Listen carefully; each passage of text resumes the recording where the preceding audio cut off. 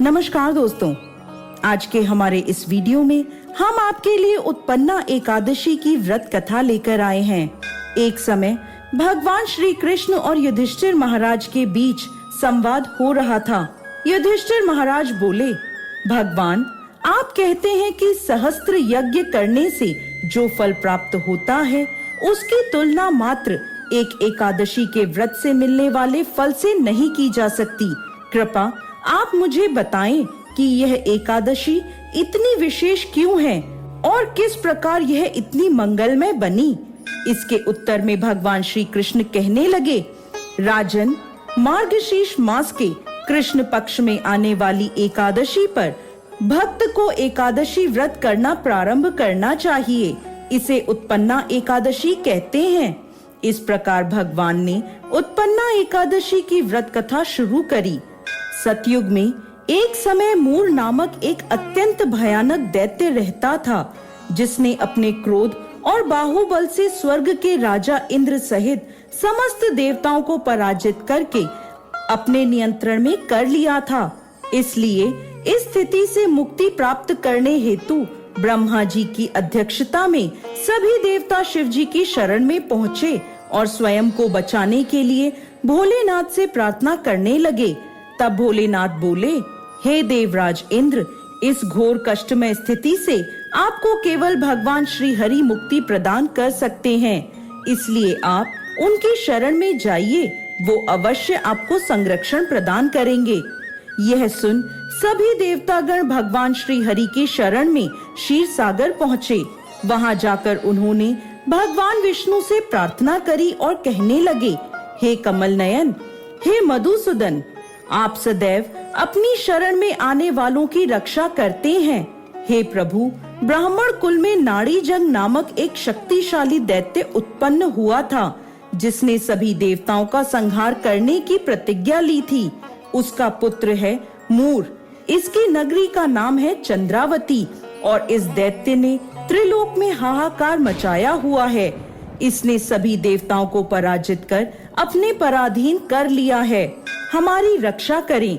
यह सुनकर भगवान श्री हरि क्रोधित हो गए और उन्होंने सभी देवताओं से कहा कि वह सभी इसी क्षण चंद्रावती पर आक्रमण करें और भगवान स्वयं इस युद्ध का नेतृत्व करेंगे।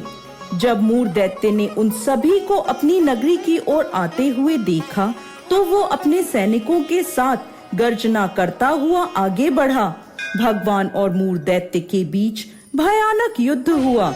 मूर दैत्य ने अपनी मायावी शक्तियों का प्रयोग किया और भगवान श्री हरि उसे परास्त कर रहे थे। इस प्रकार देवताओं के 1000 वर्षों तक यह युद्ध चलता रहा। इसके बाद भगवान ने अपनी एक दिव्य लीला प्रकट करी। भगवान अचानक युद्ध क्षेत्र से अदृश्य हो गए और बद्रिका आश्रम में चले गए। वहाँ उन्होंने हेमावती नाम की एक अत्यंत सुंदर गुफा में विश्राम किया। जब मूर को यह बात पता चली कि भगवान विश्राम कर रहे हैं, तो उसने निश्चय किया कि अब वो भगवान श्री हरि का वध कर देगा। उसी क्षण वो उस गुफा में पहुंच गया।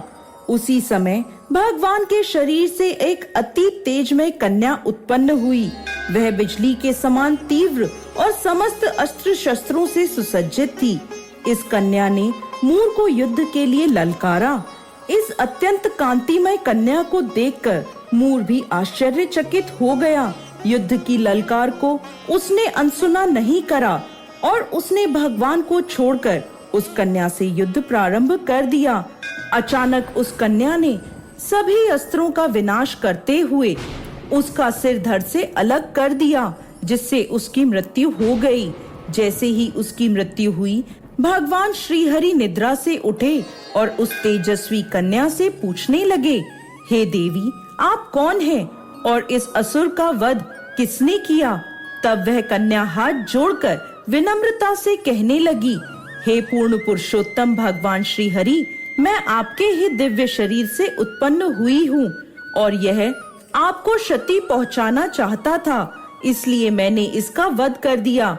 ये सुन भगवान अत्यंत प्रसन्न हुए और कहने लगे, हे देवी, आपने सभी देवताओं को इस महान संकट से बचाया है और आपके इस पराक्रम से मैं अति प्रसन्न हूँ।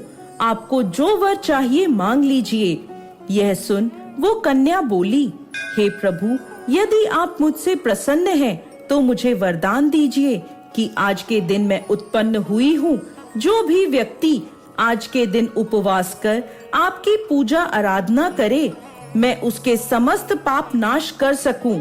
जो भी व्यक्ति आज के दिन संध्या के समय भोजन ग्रहण करे या संपूर्ण उपवास का पालन करे, आप उस व्यक्ति को सुख, संपत्ति और मोक्ष प्रदान करेंगे। ये मेरी इच्छा है। यह सुनकर भगवान श्री हरि बोले, हे देवी, आप मेरी आध्यात्मिक शक्ति के रूप में कृष्ण पक्ष के 11वें दिन उत्पन्न हुई हैं, इसलिए संसार आपको एकादशी के नाम से जानेगा। आपकी उत्पत्ति का यह दिन मुझे अति प्रिय होगा।